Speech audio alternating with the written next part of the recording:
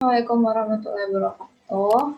Kami dari kelompok Atahayo atau kelompok 7 akan mempresentasikan tugas besar kami dengan studi kasus PT Telkom Indonesia.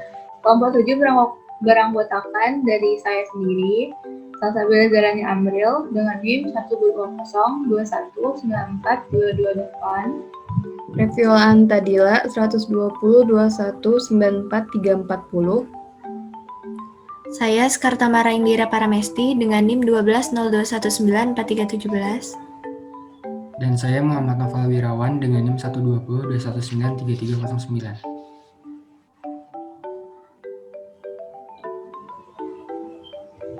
Baiklah, ini akan dijelaskan oleh rekan saya.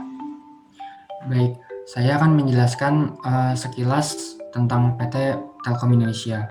PT Telkom Indonesia merupakan perusahaan penyelenggara informasi dan telekomunikasi atau Infocom, serta penyedia jasa dan jaringan telekomunikasi secara lengkap yang terbesar di Indonesia. Telkom menyediakan jasa telepon yang bergerak di bidang kabel atau fixed wireline dan jasa telepon tidak bergerak atau nirkabel fixed wireless dan juga jasa telepon bergerak atau seluler, data dan internet, serta network dan interkoneksi baik langsung maupun melalui perusahaan asosiasi. Selanjutnya akan dijelaskan oleh rekan saya. Selanjutnya ada visi dan misi dari PT Telkom Indonesia. Yang pertama ada visi. Visinya itu menjadi perusahaan yang unggul dalam penyelenggaraan telekomunikasi, informasi, media, edutainment, dan service atau times di kawasan regional. Lalu ada misi dari PT Telkom, yaitu menyediakan layanan times yang berkualitas tinggi dengan harga yang kompetitif. Lalu menjadi model pengelolaan korporasi terbaik di Indonesia. Selanjutnya dilanjutkan oleh rekan saya.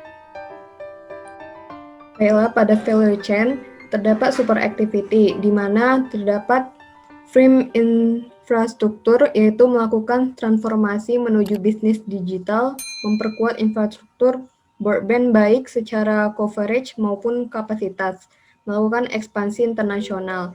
Kemudian ada human resource management, yaitu mengukur kinerja karyawan Telkom menggunakan kompetensi based human resource management, menentukan tingkat gaji, membangun kompensasi, dan sebuah master plan untuk memberikan arahan bagi SDM.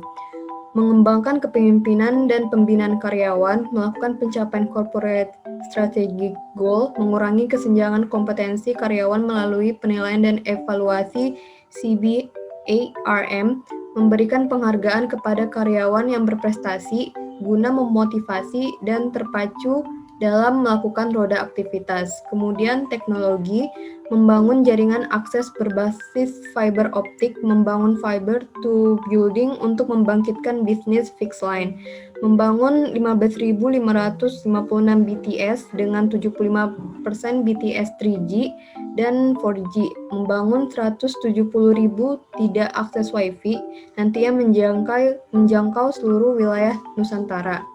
Kemudian pada primary activity terdapat inbound logistik, yaitu pengadaan barang dan jasa secara digital melalui sistem e-procurement. Kemudian operation, yaitu jaringan yang terbagi menjadi jaringan nasional dan jaringan internasional. Kemudian outbound logistik, yaitu barang dan jasa ditempatkan di gudang. Kemudian marketing and sales, yaitu Plaza Telkom berfungsi sebagai walking customer service point, contact center, yaitu terkait produk dan layanan termasuk informasi penagihan keluhan. Kemudian media sosial memungkinkan akses produk dan jasa melalui web, jasa menggunakan sosmed berinteraksi sekaligus mengenal produk dan layanan. Kemudian service, yaitu Telkom PSTM, layanan sambungan fasilitas telepon. Kemudian Telkom SMS, layanan jasa pengiriman pesan. Telkom STNet, layanan akses internet dan multimedia. Layanan Speedy, layanan internet berbasis asimetri digital subscribe line. Kemudian penanganan keluhan.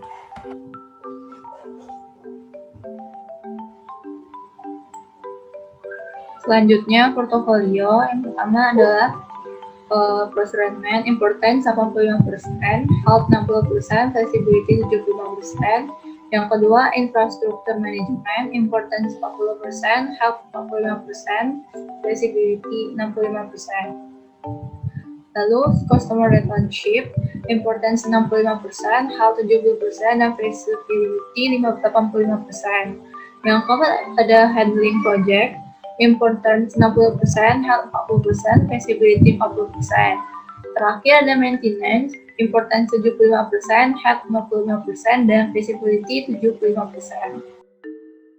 Saya akan menjelaskan mengenai BPM Tools.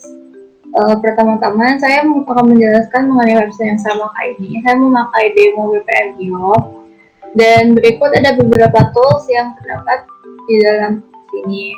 Yang pertama adalah Active the Hand Tool, gunanya buat memindahkan. Yang kedua ada Active the Lasso Tool. Yang ketiga ada Remove Space Tool, gunanya buat menghapus space yang ada. Yang keempat ada Connect Tool atau bisa kita sebut dengan panah. Lalu selanjutnya ada Start Event, ada Boundary Event, ada End Event, ada Gateway, ada Pretext, ada Subprocess, dan ada Data Object Reference. Lalu ada Data Store Reference, ada Pool, dan ada Create Group. Pertama-tama saya akan menggunakan Pool terlebih dahulu. Kita bisa menghapusnya di sini. Kita bisa menggantinya menjadi admin. Untuk memulai eventnya, kita bisa menggunakan Start Event. Kita bisa menghubungkannya dengan Connect Tool atau kita bisa sebut dengan panah.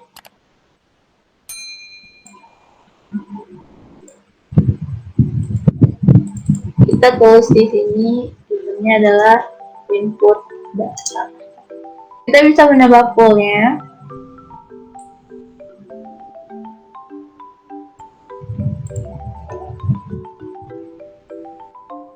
Jika kita ingin menghubungkan event yang satu dengan yang lainnya, kita bisa menggunakan tanda panahnya.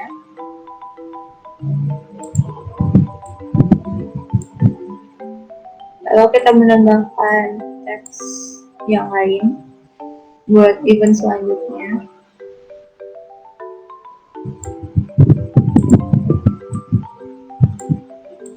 Di sini kita bisa tulis menerima data. Jika dirasa sudah selesai, kita bisa mengakhiri eventnya dengan menggunakan tanda panah ini.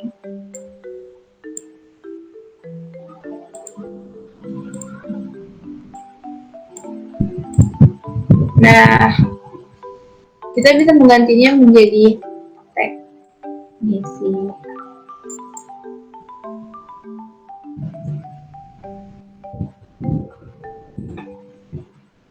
Jika dirasa sudah, kita bisa mengakhirinya dengan end event. Nah, yang saya jelaskan ini merupakan event sederhana yang saya gunakan di BPMN. Dimulai dari start event, input data, menerima event, menerima data, lalu diakhiri dengan end event. Selanjutnya adalah pemodelan proses eksekutif. Di sini saya akan menjelaskan proses bisnis yang pertama, yaitu pengadaan barang. Di sini dimulai dari supply chain dari line Telkom Indonesia. Pihak supply chain akan menentukan barang apa yang dibutuhkan. Kemudian pihak supply chain akan membuat dokumen untuk kemudian disampaikan ke pihak procurement PT Telkom Indonesia. Kemudian dari pihak procurement, setelah menerima dokumen permintaan dari supply chain, maka akan menghubungi pihak vendor untuk dilakukan kerjasama. Setelah pihak vendor menerima dokumen permintaan pengadaan dari pihak procurement PT Telkom Indonesia, pihak vendor akan menentukan bahan baku dan pihak vendor akan mengecek ke warehouse mereka untuk dicek ketersediaan bahan bakunya. Jika bahan baku tersedia, maka akan lanjut ke proses produksi. Namun jika tidak tersedia, maka klien harus menunggu sampai bahan baku tersedia, lalu akan dilanjutkan ke proses produksi. Sebelum proses produksi akan dilakukan penyortiran bahan baku terlebih dahulu. Lalu setelah itu akan masuk ke bagian pihak produksi yang dibarengi dengan pembuatan dokumen produksi. Setelah produksi dan dokumen produksinya jadi, akan dilanjutkan proses quality control. Apabila hasil produksi lulus dari quality control, maka akan dilanjutkan ke penyiapan dokumen produksi. Namun apabila tidak lulus quality control, maka akan berulang ke proses produksi. Lalu setelah disiapkan dokumennya, maka hasil laporan dokumen produksi akan diserahkan ke pihak procurement PT Telkom Indonesia. Lalu pihak procurement PT Telkom Indonesia akan melakukan pengecekan laporan. Setelah itu akan memberikan hasil produksi kepada supply chain dari Telkom Indonesia. Setelah pihak supply chain menerima hasil produksi, mereka akan menginputkan data ke dalam database Smile. Setelah itu proses berakhir. Selanjutnya akan dijelaskan oleh rekan saya. Yang kedua, ada proses bisnis pemasangan layanan IndiHome. Dimulai dari grupnya customer, ada customer membeli paket IndiHome, lalu customer mendaftar IndiHome. Dari customer akan dilanjutkan menjadi admin menerima data customer dan disimpan di pelanggan di database, menyimpan data pelanggan di database. Selanjutnya, admin memberitahukan kepada pelanggan data telah terkonfirmasi. Customer menerima data yang telah terkonfirmasi. Customer memberikan alamat rumah kepada admin, dan admin memberikan alamat rumah customer kepada teknisi lapangan. Sebelum itu, customer setelah memberikan alamat rumah, customer melakukan pembayaran. Lalu, admin memberikan teknisi alamat rumah kepada teknisi menerima alamat rumah customer, dan teknisi melakukan survei lapangan, lalu pemasangan IndiHome dan konfigurasi IndiHome. Setelah konfigurasi IndiHome, teknisi memberitahukan kepada customer bahwa konfigurasi telah selesai. Customer menerima laporan dan pemasangan IndiHome pun telah selesai. Selanjutnya akan dijelaskan oleh rekan saya. Selanjutnya ada proses bisnis marketing and sales.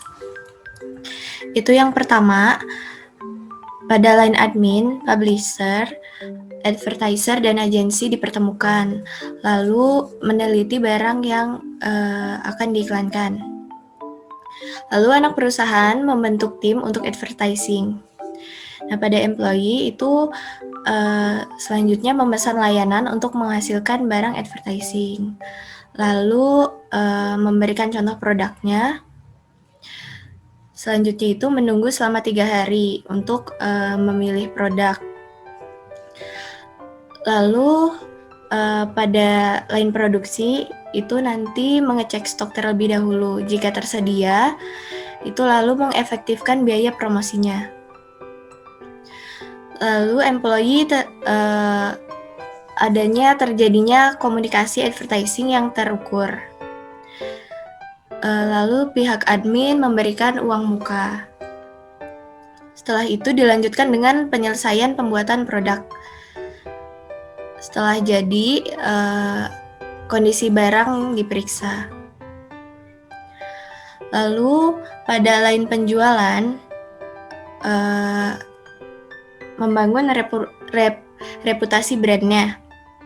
Setelah itu dilakukannya quality control oleh pihak produksi. Setelah dilakukan quality control, itu dilakukan lagi kondisi barang oleh pihak employee. Nah, jika setelah diperiksa kondisi barangnya, jika ada kendala atau kesalahan, itu bakal berulang lagi ke penyelesaian pembuatan produk. Nah, jika tidak ada kesalahan, dilakukan perbaikan barang. Setelah itu, pada line penjualan itu menunjukkan sisa harga yang harus dibayar.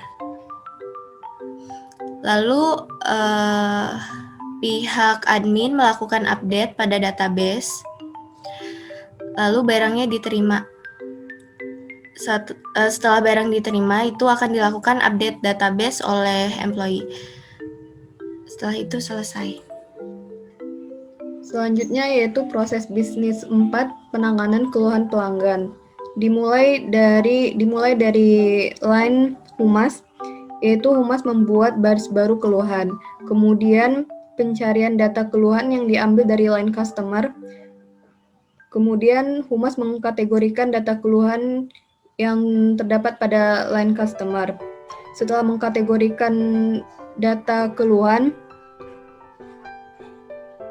yaitu lanjut ke line customer service, yaitu mengumpulkan informasi terkait status pelanggan customer. Selanjutnya, customer service menyampaikan keluhan ke divisi terkait. Jika keluhan berkategori kerusakan logis, maka unit logistik berkoordinasi dengan PTTA. Kemudian pada line logistik, unit logistik akan mengawasi keberangkatan teknis PTTA menuju lokasi pelanggan. Selanjutnya, apabila jika keluhan berkategori kerusakan pada unit accounting, maka pada line accounting akan berkoordinasi dengan billing collection. Unit accounting merangkum keterangan biaya dan kemudian lanjut ke humas akan menginformasikan tahapan proses penanganan keluhan dan humas menunggu konfirmasi keluhan yang sudah teratasi dari pelanggan. Selanjutnya adalah proses bisnis targeting atau perbaikan. Ya, di sini saya akan menjelaskan proses bisnis yang sudah saya perbaiki. Di sini ada BPMN pengadaan barang. Jadi di sini saya melakukan di line procurement di pool PT Telkom Indonesia itu sebelum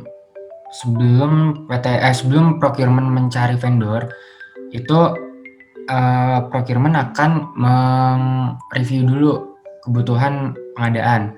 Jadi tidak langsung disubmit ke vendor. Nah, setelah direview, maka akan dilakukan pencarian vendor. Setelah dilakukan pencarian vendor, maka vendor akan menerima dokumen permintaan dari pihak procurement PT Telkom. Setelah itu, saya menambahkan di vendor ini adalah perjanjian harga. Jadi, vendor akan mengajukan harga kepada pihak procurement Telkom. Apabila tidak setuju, maka pihak procurement Telkom akan mencari vendor baru. Namun apabila pihak procurement setuju, akan dilanjutkan ke proses produksi. Nah, di sini juga saya menambahkan di warehouse-nya, apabila bahan baku tidak tersedia, maka pihak vendor akan mengabari pihak procurement apakah bersedia untuk bahan bakunya diganti dengan yang serupa atau tidak. Apabila tidak, maka akan masuk ke proses menunggu pencarian bahan baku yang sesuai. Namun apabila pihak procurement setuju, akan dilanjutkan ke proses produksi. Nah, setelah memasuki proses produksi, ini akan ada pengecekan evaluasi pesanan. Jadi, saya menambahkan sebelum masuk ke produksi, akan dicek terlebih dahulu. Setelah itu, saya juga menambahkan di bagian yang procurement ini, apabila sudah selesai diproduksi, itu barangnya akan direview terlebih dahulu oleh pihak supply chain. Apabila pesanannya sudah sesuai, maka akan dilanjutkan ke proses pembayaran. Namun apabila belum sesuai, maka barang akan dikirim kembali kepada vendor untuk diperbaiki oleh vendor. Nah, untuk selanjutnya akan diproses produksi kembali. Nah, setelah barangnya sesuai, itu akan dilakukan pembayaran ke pihak vendor, yang mana pihak vendor akan menerima pembayarannya. Lalu pihak procurement Telkom akan menginputkan data ke database Smile, lalu selesai. Selanjutnya adalah pemasangan layanan IndiHome. Yang pertama adalah customer, dimulai dari customer. Pelanggan membeli paket IndiHome, lalu mendaftarkan ke IndiHome. Selanjutnya admin menerima data pendaftar, admin memberi follow up pada pelanggan, dan customer mendapatkan follow up dari pihak IndiHome. Selanjutnya, admin menyimpan data customer ke database pelanggan. Yang ini adalah database pelanggan. Setelah mendapatkan follow up, customer memberikan uang untuk alamat pemasangan. Lalu admin memberikan permintaan pemasangan alat kepada teknisi. Teknisi mengkonfirmasi alamat pelanggan. Selanjutnya, teknisi melakukan survei lapangan. Apabila itu troubleshoot yang terjadi, teknisi akan mengambil barang atau gudang dari mitra kerja. Lalu teknisi melakukan perbaikan permasalahan. Lalu teknisi melakukan pemasangan alat IndiHome. Kembali menunggu aktivitas jaringan dan melakukan konfigurasi alat IndiHome. Setelah itu, teknisi memberitahu bahwa konfigurasi alat IndiHome telah berhasil dan customer menerima pesan bahwa konfigurasi telah selesai. Pemasangan IndiHome pun telah selesai. Selanjutnya akan dijelaskan oleh rekan saya.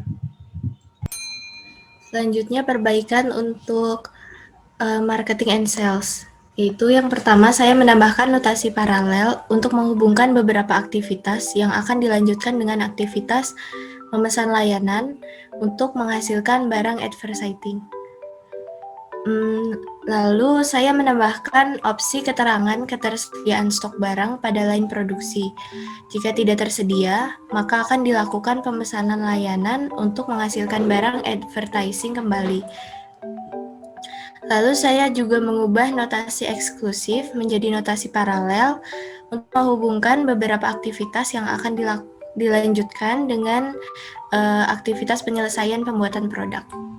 Lalu yang terakhir, pada line employee, setelah memeriksa kondisi barang tahap kedua, diberikan opsi ada kesalahan pada barang yang dipesan atau tidak. Pada BPMN existing, jika tidak ada kesalahan, maka akan dilanjutkan dengan aktivitas perbaikan barang. Nah, di sini saya mengubah aktivitas perbaikan barang menjadi barang produksi sudah benar. Selanjutnya akan dijelaskan oleh rekan saya.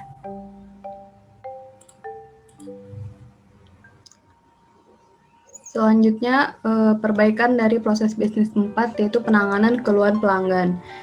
Proses perbaikan yang saya lakukan pertama pada line humas. Pada start event, saya mengubahnya menjadi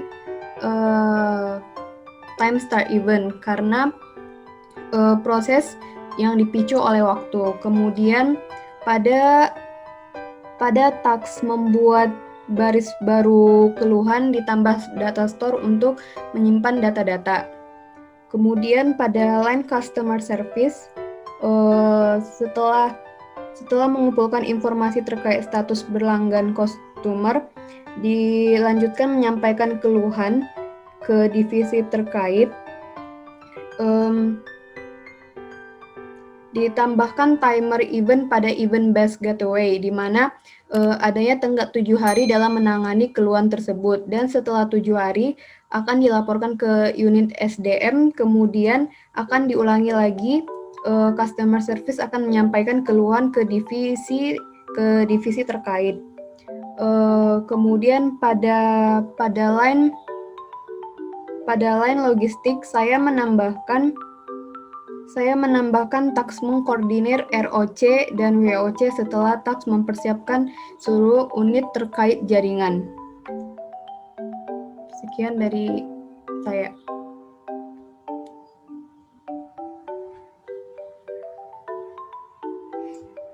Yang terakhir adalah kesimpulan. Kesimpulan dari kelompok kami adalah proses bisnis dalam satu perusahaan skala menengah ke atas tidak akan bisa menjadi paduan yang kokoh jika tidak dikelola dan dikontrol dengan baik. Hal tersebut dikarenakan bagian-bagian yang menjalankan proses bisnis tidak hanya satu. Terlebih lagi, banyak aktivitas yang harus berjalan berdampingan atau harus bergilir agar menghasilkan keluaran yang diinginkan.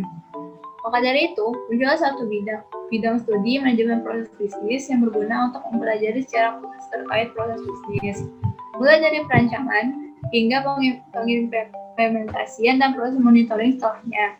Maka dari itu, dalam upaya untuk mempelajari cara manajemen bisnis proses, kami menyusun makalah berjudul Permodelan Proses Bisnis atau Studi Kasus PT Telkom Indonesia dengan bahasan analisis dari beberapa proses bisnis di PT Telkom Indonesia. Sekian presentasi tugas besar dari kelompok kami. Lebih dan kurangnya mohon dimaafkan. Wassalamualaikum warahmatullahi wabarakatuh.